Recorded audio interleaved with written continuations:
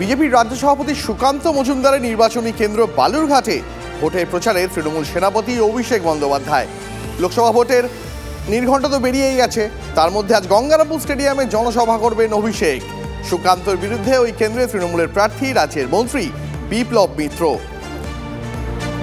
আমার সহকর্মী রূপক সরকার রয়েছেন আমার সঙ্গে সরাসরি। রূপক, অভিষেক বন্দ্যোপাধ্যায় যাওয়ার আগে গঙ্গারামপুরের মেজাজটা কেমন, দিনাজপুরের মেজাজটা কেমন, কি মনে হচ্ছে, পালস কি ফিল করছো? দেখো দীপদা, আজকে প্রথম কিন্তু তৃণমূলের কোনো হেভিওয়েট নেতার এই জেলায় প্রচারে আসছে বা বালুরঘাট লোকসভা কেন্দ্রের প্রচারে আসছে। আজকে বালুরঘাট লোকসভা কেন্দ্রের গঙ্গারামপুর স্টেডিয়াম রয়েছে, সেখানেই কিন্তু বিপ্লব মিত্র যে তৃণমূলের প্রার্থী রয়েছেন, রাজ্যের ক্রেতা সুরক্ষা দপ্তরের মন্ত্রী, তার হয়ে নির্বাচনী প্রচারে আসছেন তৃণমূলের second in command Abhishek Bandyopadhyay. তার আগে সাজসজ্জা পুরো গঙ্গারামপুর জুড়ে গঙ্গারামপুর স্টেডিয়ামে এখন শেষ পর্যায়ের প্রস্তুতি চলছে। ইতিমধ্যে পুলিশ প্রশাসন এবং দলীয় নেতৃত্বরা সেখানে পৌঁছে গেছে। গতকাল রাতভর কাজ চলেছে সেই স্টেডিয়ামে এবং আজকে সবকিছু ঠিকঠাক থাকলে পরে দুপুর 3টের মধ্যে গঙ্গারামপুর স্টেডিয়ামে আসার কথা রয়েছে অভিষেক বন্দ্যোপাধ্যায় এবং 4:30টার মধ্যে তিনি এখান থেকে আবার বেরিয়ে যাওয়ার কথা রয়েছে। মূলত এই লোকসভা কেন্দ্রের যে বিজেপি প্রার্থী রয়েছেন, বিজেপির রাজ্য সভাপতি এবং গতবারের সাংসদ সুকান্ত মজুমদার, তাই এই গড়ে তৃণমূল যাতে তাদের যে আধিপত্য আবার ফিরিয়ে পায় তার জন্য কিন্তু জোর কদমে তারা প্রচার চালাচ্ছে এবং সব রকমভাবে তারা এই সিট পাওয়ার জন্য তারা সব রকমভাবে লড়াই করছেন। সেই জন্য আজকে অভিষেক ব্যানার্জি এখানে প্রচার করছেন এবং এই এলাকায় দেখা গেছে যে বিপ্লব মিত্র প্রার্থী হওয়ার পর একটা গোষ্ঠী কোন্দল বেড়েছে, সেই কোন্দল যাতে কোথাও না বাড়ে। তোমাকে অনেক ধন্যবাদ। আবার ফিরে আসবো, নজর রাখো পরিস্থিতির উপরে। অভিষেক বন্দ্যোপাধ্যায় সভামঞ্চে এলে তোমার কাছে আবার যাব। আসছি পরের খবর।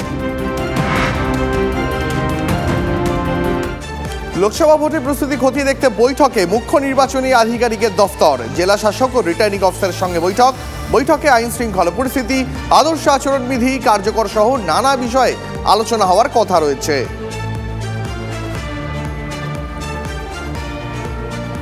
একটা গুরুত্বপূর্ণ খবর আপনাদের জানিয়ে রাখি, জানকারির খবর। শিয়ালদা ডিভিশনে যাত্রী ভোগান্তি এখনো অব্যাহত। ক্যান্টনমেন্ট আর দমদম স্টেশনের মাঝে দীর্ঘক্ষণ আটকে ট্রেন। লাইন ধরেই হেঁটে গন্তব্যে রওনা যাত্রীদের।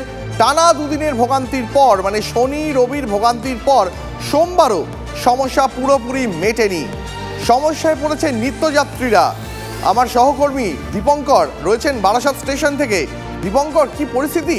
সোমবার, সপ্তাহে কাজের শুরুর দিন, ট্রেন যদি না চলে, যাত্রীদের যদি রাস্তায় মানে লাইনে নেমে হাঁটতে হয়, তাহলে তো সাংঘাতিক অবস্থা।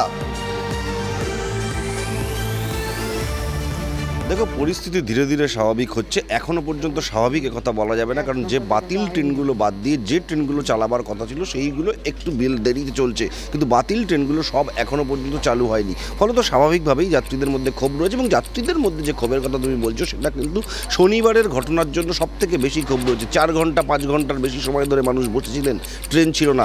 রেলের যে ঘোষিত টাইমসূচি ছিল, যেখান থেকে কোনোটা শিয়ালদা থেকে ছাড়বে, কোনোটা ক্যান্টনমেন্ট থেকে ছাড়বে, বা উল্টো দিকে যদি হিসাব করো বনগাঁ, হাবড়া, যে কোনো জায়গা থেকে ছাড়ার কথা ছিল, সেই ঘোষিত সময় থেকে 2 ঘন্টা 3 ঘন্টা 4 ঘন্টা মানুষ বসেছিলেন, সেই সময় ছাড়েনি। ফলে এই জায়গা থেকে আমি এতক্ষণ ধরে স্টেশনে বসেছি, তারা প্রত্যেকেই কিন্তু যে সমস্ত আলোচনা চলছে, ট্রেনের মধ্যে যদি আলোচনা শোনা যায়, তাহলে কিন্তু সবটাই রেল দপ্তরের ওপরে মানুষের ক্ষোভ রয়েছে। কারণ রেল দপ্তর এই যে কাজ দমদমের, সেই কাজ করবার, ইন্টারলকিংয়ের কাজ করবার জন্য যে প্রতিশ্রুতি দিয়েছিল, বাতিল ট্রেন বাদ দিয়ে যে সমস্ত ট্রেন থাকবে সেই ট্রেন স্বাভাবিক চলবে, কিন্তু সেই ট্রেন কিন্তু স্বাভাবিক চলেনি এবং যাত্রীদের হয়রানির শিকার হতে হয়েছে, বারবার হয়রানির শিকার হয়েছে। এবং তুমি যেমনটা বলছিলে, দমদম ক্যান্টনমেন্ট পর্যন্ত দমদম স্টেশন থেকে হেঁটে হেঁটে আসতে হচ্ছে, এমনও নজির রয়েছে। ফলত স্বাভাবিকভাবেই রেল দপ্তরের উপরে এই যাত্রীরা খুব ক্ষুব্ধ রয়েছেন এবং একই সঙ্গে যাত্রীদের প্রার্থনা রয়েছেন বা আবেদন রয়েছে, আগামীতেও এরকম ধরনের যদি কখনো ঘটনা ঘটে, সেক্ষেত্রে যেন রেল দপ্তর তাদের প্রতিশ্রুতি রাখতে পারে। এবং ধন্যবাদ দীপঙ্কর, তোমাকে অনেক ধন্যবাদ।